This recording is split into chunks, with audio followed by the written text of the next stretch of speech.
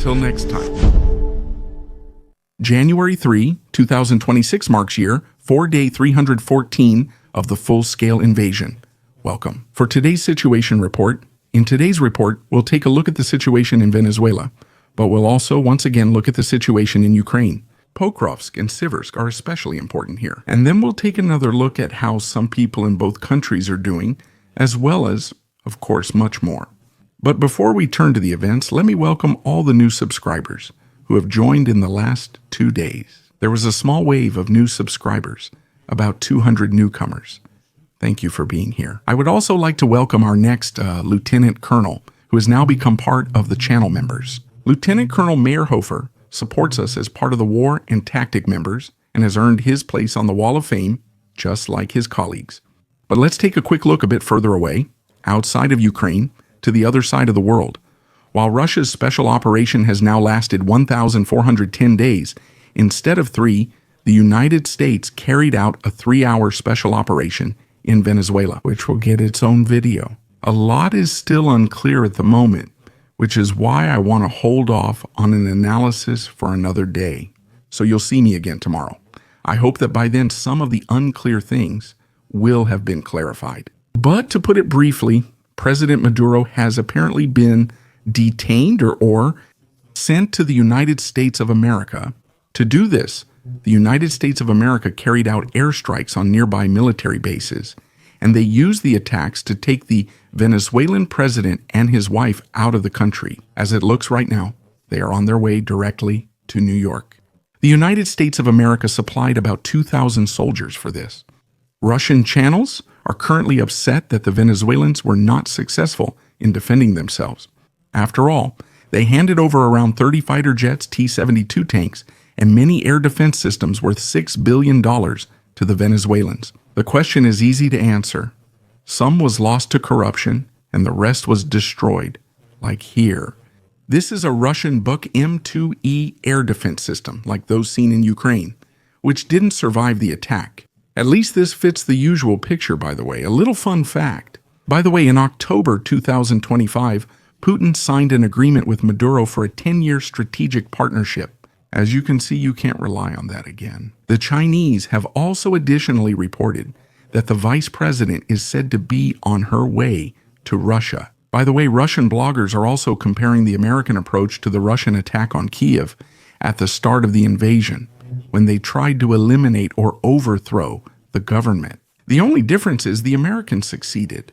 The operation was specifically aimed at the political leadership to incapacitate the regime, and it was carried out without an open invasion, just as many other reporters had long predicted in their confused premonitions. Some claim that the special operation took place because of drug trafficking, which the United States wanted to stop. Some say the United States seeks control of Venezuela's oil reserves. As I said, I'll have an analysis on this by tomorrow at the latest, since then we can clearly separate speculation from facts. Subscribe now so you don't miss tomorrow's video and get notified when it releases. But it's not just Venezuela that's in turmoil, there's also trouble in Ukraine. Russia carried out an airstrike on the city of Kharkiv. Footage from the scene showed the strike hitting right in the center of the city. The body of a 3-year-old boy was found and recovered from the rubble. And I have to interject briefly here. There are many people who don't know the difference between rescued and recovered. In the case of recovered, it usually refers to someone who did not survive. The mother remains missing. In Severs, Russian soldiers of the 2nd Army are pushing through against the Ukrainian defenders on the hill to the west of the city. In general, the 88th is fighting here. And the 6th Motorized Rifle Brigade of the 2nd Army faced elements of the 10th Ukrainian Mountain Assault and 54th Brigades, mechanized, and the 81st Airborne Brigade, whose battalions are spread across the entire Eastern Front. So there are no complete brigades on site with 100% participating in the defense here. But that would have been better, since they are increasingly coming under pressure here. Why do the Ukrainians actually split up their units so often? With Russians, that's typical. If a brigade is stationed somewhere, the whole brigade is usually present. But with the Ukrainians, we only ever see small parts of the brigade, while other parts are operating several hundred kilometers away. The reason for this is that not every section of the front is equally intense. While the Russians keep their units together for organizational and logistical benefits, the Ukrainians try to split them up as much as possible. Some parts of the front are less active, and then a battalion can, in quotes, recover, while other sections of the front require more attention and therefore often come with higher losses. That means they want to make sure that the brigades on the Ukrainian side are not always deployed at full strength in the sections of the front where things get really critical. Otherwise, there is a risk of losing an entire brigade if several battalions become unable to fight at the same time, causing the brigade to be out of action for a very long time. So, on the Russian side, we see the advantage that organization and logistics are definitely easier to coordinate. While they always run the risk of losing the entire subunit there, on the Ukrainian side, they try to spread them out as much as possible, which means they lose that advantage, but in return they have the benefit of suffering fewer losses within a subunit. And because of that, they can be redeployed if only one battalion is missing, instead of being out of action for a long time. The hill here, which the Russians have now captured, surprisingly has 100 meters more elevation, as we can see on the topographic map. And it was also strategically important for Ukraine, since from there they could control the surrounding fields and suburbs.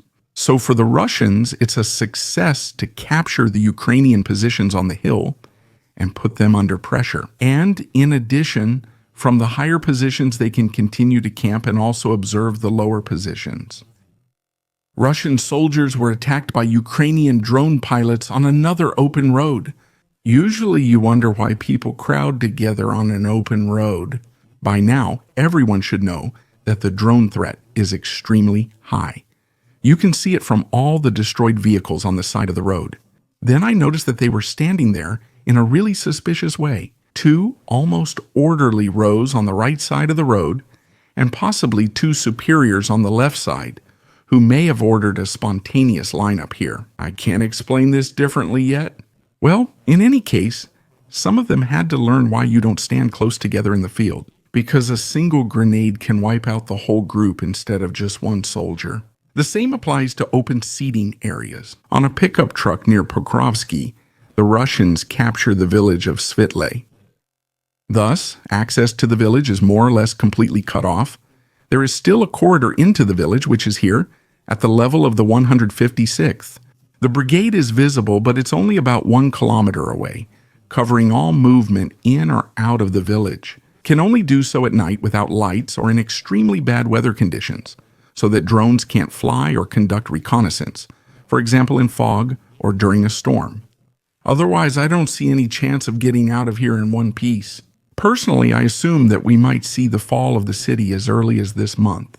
So, from Munared, since the yellow-marked area has been very quiet for some time now in terms of geolocations, that doesn't necessarily mean there are no Russians there, but also that the Russians don't see any Ukrainians, possibly because they're no longer there or there are extremely few of them. And now that one of the districts has been captured, the Russian presence is more likely.